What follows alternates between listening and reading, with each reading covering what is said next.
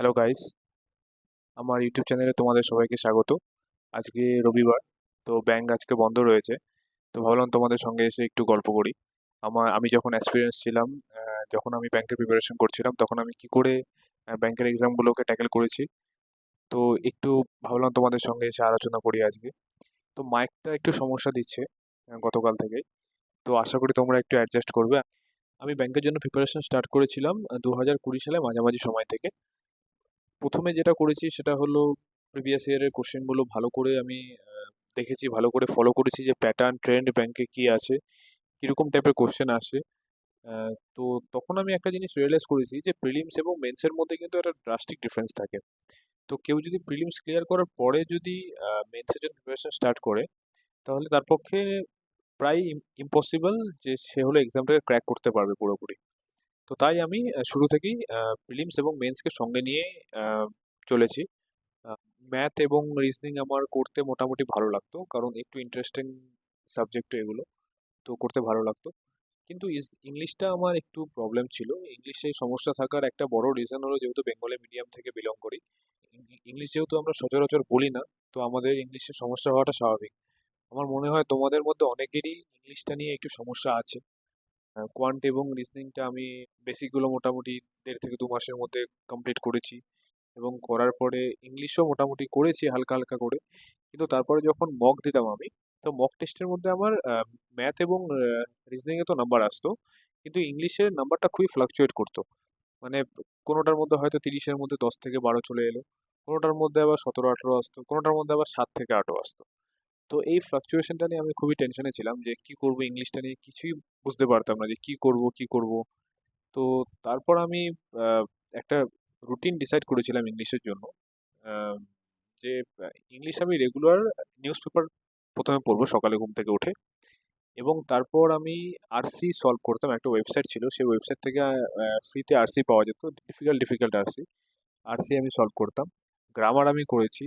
গ্রামারের জন্য আহ, আহ, নিতু সিং ম্যামের একটা বই আছে কেডি পাবলিকেশনের, সেটা, এবং এসপি বক্সি স্যারের একটা বই আছে, তো ওই দুটো বই ফলো করেছিলাম, এবং ওখান থেকে নিজে আমি নোট বানিয়েছি। তারপর যেটা সিরিজটা হলো খুবই আমাকে হেল্প করেছে, হলিউডের সিরিজ। তো আমি ইংলিশ নিয়ে পরে একটা ভিডিও বানাবো যে ইংলিশ আমি কি করে করেছিলাম প্রিপেয়ার। তো এটা নিয়ে পরে আমি একটা ডিটেল একটা ভিডিও বানাবো, আশা করি তোমাদের ওটাতে খুবই হেল্প হবে। ঠিক আছে, আমি একটু ফান ওয়েতে ইংলিশটাকে আহ, করেছিলাম। তাই আমি ইংলিশে পরবর্তীতে যখন দিনে 2-3টে করে মক দিতাম, তো সে সময় আমার সব সাবজেক্ট মিলিয়ে আমার স্কোর খুব ভালো আসতো, ইংলিশও ভালো আসতো। 20, 21, 22, 23, 25, 26 পর্যন্ত আমি স্কোর পেয়েছি মকে।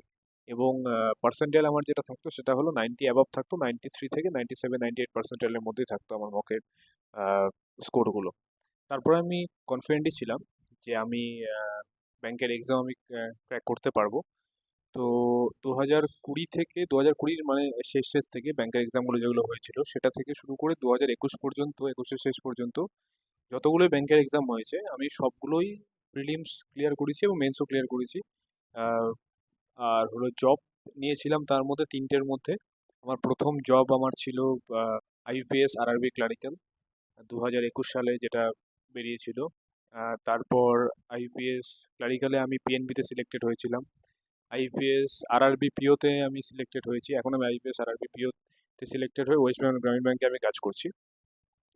তো আহ, আমি আরও একাধিক এক্সাম ক্লিয়ার করেছিলাম, যেমন এসবিআই পিও ক্লিয়ার করেছিলাম, মেন্সে আমার হয়েছিল, ইন্টারভিউ আমি দিয়েছি। ইন্টারভিউ দেওয়ার পরে 1.5 থেকে 2 নম্বরের জন্য আমার এসবিআই পিওতে আমার ফাইনাল লিস্টে আমার নাম আসেনি। সিমিলারলি আইপিএস পিওতেও হয়েছিল, আইপিএস পিওতে আমার ফাইনাল মেরিট লিস্টে নাম আসেনি 2 থেকে 2.5 নম্বরের জন্য। তো তারপরে এসবিআই ক্লারিক্যালের মেন্সে আমার কিছু নম্বরের জন্য ক্লারিক্যাল মেন্সটা আমার মিস হয়েছিল। তো আমি তখন একটা জিনিস তখন অবজার্ভ করেছি যে অনেকে কিন্তু প্রিলিমসে কিন্তু ভালো নাম্বার পেয়ে পাস করেছিল, কিন্তু তা সত্ত্বেও তারা মেন্সটাকে কোয়ালিফাই করতে পারেনি।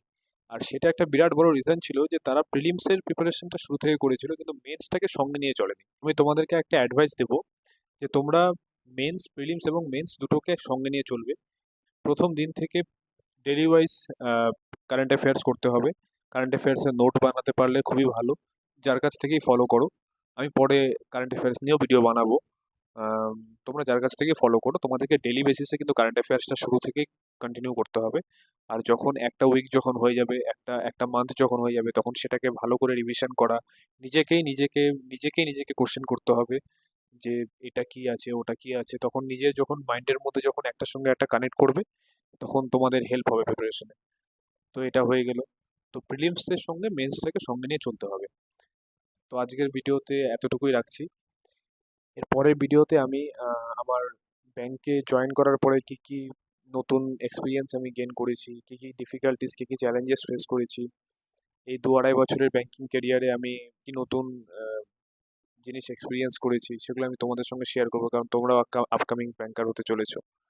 তো তোমাদের এই জিনিসগুলো জানা দরকার। তো আমি আমার জার্নি তোমাদের সঙ্গে শেয়ার করব। তো আমার চ্যানেলটিকে সাবস্ক্রাইব করো। ভিডিওটি যদি ভালো লেগে থাকে তাহলে লাইক করবে ভিডিওটিকে, নিজের বন্ধুদের সঙ্গে শেয়ার করো। আমি নতুন নতুন ভিডিও আনবো এখন, স্ট্র্যাটেজিস রিলেটেড। কোনো আহ, কোনো টপিক যদি তোমাদের কোনো বুঝতে অসুবিধা হয়, সেটা আমাকে বলবে। আমি টাইম যখন আমি পাবো তখন আমি তোমাদেরকে বুঝিয়ে দেবো সেটা। তাহলে আজকের মতো বিদায় নিচ্ছি তোমাদের থেকে। নেক্সট ভিডিওতে আবার দেখা হবে। ভালো থেকো, প্রিপারেশন ভালো করে চালিয়ে যাও। এক্সাম একদম মাথায় আছে, বেশি দিন নেই আর। নেক্সট ভিডিওতে দেখা হবে, আসছি। নমস্কার।